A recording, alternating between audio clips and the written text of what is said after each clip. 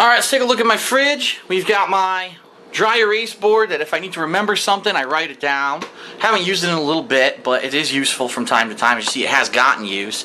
This is my satellite weather display, which basically tells me that in a couple towns over in Bridgeport, Connecticut, they don't have my town, unfortunately, but what the current temperature is, what the high and low of the day were, what the current weather is, what the weekly forecast is like, and what it feels like outside. So even for humidity or for wind chill, it takes those things into effect. The Sega magnet I got at E3. These are the earthbound magnets, which, long story on this one, but a long time ago I was a fan of all the things that were under, say, the Screw Attack, not even just that, but that umbrella of people. And one of the people who used to do stuff was, there's a series called Captain S, okay? And it was a parody series of Captain N. If you remember in the 80s, there was a cartoon series called Captain N, where it was some kid who got teleported inside video games, and he used the the Nintendo NES Zapper gun and a gamepad to do cool stuff and fight video game villains. Well, there was a series called Captain S that's a parody that was made several years ago, internet-based series, where it was a kid it was the same exact premise, but it was with Sega, okay? And to be completely honest, this was one of the series that actually inspired me to work on stuff like Project 7, because I saw what a good job they did with that series, and I kind of wanted to do something similar.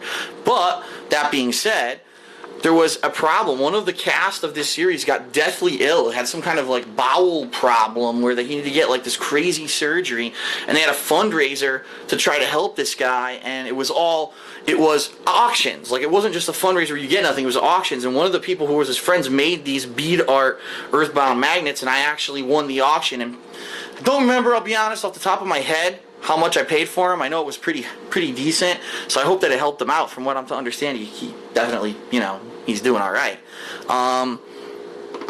Other various magnets. These are actually Chinese fortunes from fortune cookies that I received from this certain Chinese restaurant. And the reason I save these is because, I kid you not, and I know I've talked about this previously, but it's worth mentioning every time I do a condo tour. The day... Where is it? There it is. It's the one behind here. It was the Sunday before the week when I was going to receive my first payment from the YouTube Partner Program. Now keep in mind, I've been kicked out of that program, Google AdSense. Now I'm working for Machinima as a Machinima partner. But originally, the first month that I got laid off from my job, it was actually December, I believe, and it was 2 months after the fact that I got laid off, where you get your first payment. And I kind of knew what I was going to make, but I didn't know if YouTube was going to pay it to me.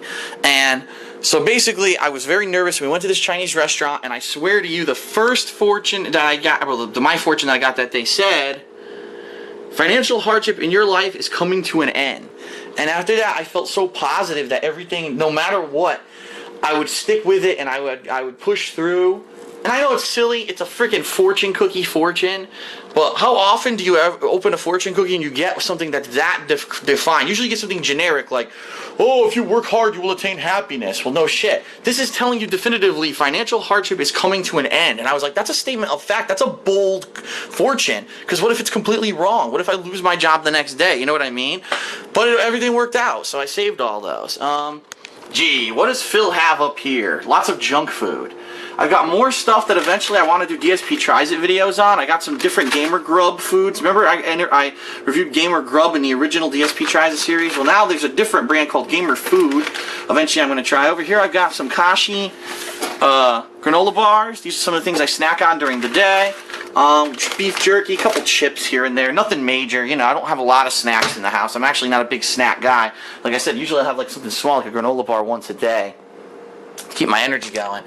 The fridge is nothing impressive at all. Since the summer, I actually bought the giganto pack of those really crappy ice pops that you can get at any oh, come on, camera.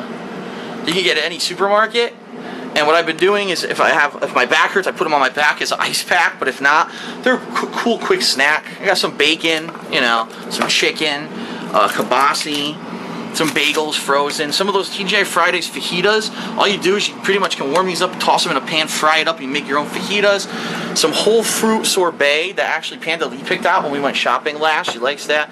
Various stuff, you know, if I ever wanted to make a quick dinner with chicken, broccoli and cheese sauce, some onion rings, some burgers you could fry up, stuff like that. Burger buns. I think this is pieces of chicken. If I wanted to make like a chicken quesadillas, you take these chunks of chicken to make it. A couple Italian TV dinners that have been in there for far too long. Over here's my ice trays and my ice. Down here in the fridge, leftover pizza from tonight. I went to dinner with my parents, and this leftover pizza. Oh, good. A dozen eggs that expired on June 7th, and today's June like 24th, so I should probably get rid of those. Oops. We got baklava left over from when Panda Lee's mom brought it to us at Too Many Games. That's lasts up to 45 days in the fridge. We got some of those Jolt Colas and some other energy drinks shoved in the back over there. Down here we got cranberry juice and apple juice. Here's my Brita pitcher that I told you I was going to show you. I love Brita water. I think that it tastes much better than tap water, and it's obviously way cheaper than bottled water. I recommend that anyone get a Brita pitcher and do that. It's definitely worth it. OJ, we've got some milk back there that's also, oh no, July 14th. That's just June 14th. It's not expired. Some leftover drinks here and there. Some Hoegaarden beer in the back from like a year ago. I'm not even kidding you. That someone brought that like a year ago when we were playing Marvel vs. Capcom 3 and it's still there. I don't even know what this is doing in here. This is my Brita water bottle that I take with me on trips. I guess Panda Lee tossed it in there. Some Perrier. Various stuff, some veggie dip. This is made of like sour cream. It's actually pretty healthy for you compared to other dips. Cheese, different kinds of cheeses, cheddar. This is American up front, shredded cheese that you can use to make stuff. Then I got like lunch meat ham down here. That's about it. Like I said, I only eat about once a day, and I usually don't cook too much anyway. There's a lot of good local places I go for food, but condiments. All kinds of Sprite and shit, Miracle Whip, condiments. Very exciting. I'm sure you definitely wanted to see that. So, alright, that's it for my fridge. We will continue with the rest of my kitchen in the next video.